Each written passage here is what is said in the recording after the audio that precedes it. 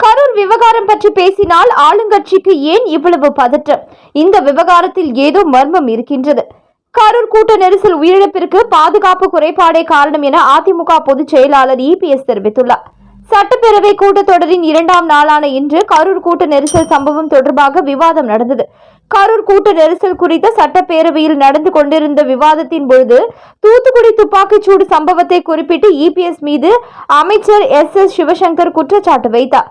இதைத் தொடர்ந்து அதிமுக உறுப்பினர்கள் தொடர்ந்து அமளியில் ஈடுபட்டனர். சபாநாயகர் இருக்கையின் முன் அமர்ந்து எடப்பாடி பழனிசாமி தர்ணாவில் ஈடுபட்டார். தொடர்ந்து அமளியில் ஈடுபட்ட அதிமுக உறுப்பினர்கள் அரசுக்கு எதிராக முழக்கமிட்டபடி பேரவையில் இருந்து வெளிநடப்பு செய்தனர். செங்கோட்டையன் இபிஎஸ் பேசுவதற்கு முன்பே சென்று விட்டார். இருப்பினும் ஓபிஎஸ் ஆதரவாளர்கள் வெளிநடப்பு செய்யவில்லை.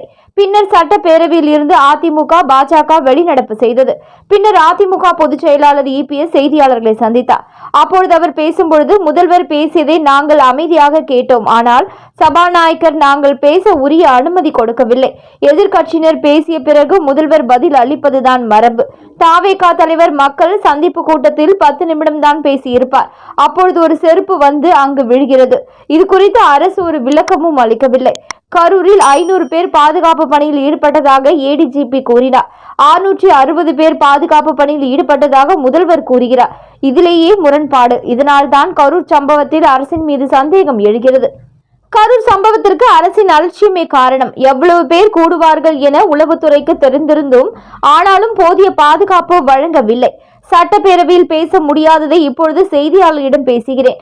ஜனவரியில் அதிமுக கூட்டம் நடத்த கரூர் வேலுச்சாமிபுரத்தில் அனுமதி மறுக்கப்பட்டது. நீதிமன்றத்திற்கு சென்ற பிறகு எங்களுக்கு அனுமதி வழங்கப்பட்டது.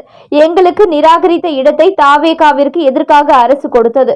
கரூர் சம்பவத்தில் அசம்பாவிதம் நடக்க வேண்டும் என திட்டமிட்டு அவ்விடத்தை கொடுத்ததாக மக்களும் சந்தேகிக்கின்றனர்.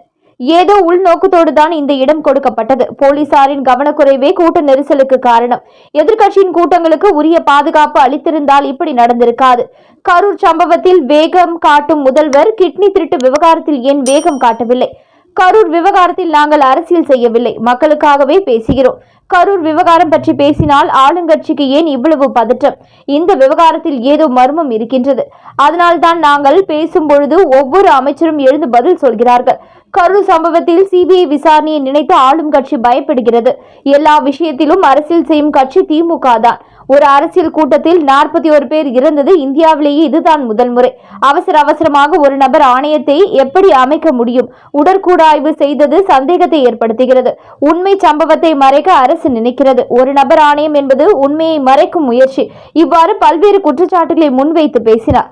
மேலும் இது போன்ற அரசியல் நிகழ்வுகளை உடனுக்குடன் நீங்க தெரிஞ்சுக்கணும்னா நியூஸ் இன்ஃபோ தமிழ் சேனலை சப்ஸ்கிரைப் பண்ணிக்கோங்க. உடனுக்குடன் அப்டேட்ஸ்க்கு பக்கத்தில் இருக்கக்கூடிய பெல் பட்டனையும் கிளிக் பண்ணிக்கோங்க.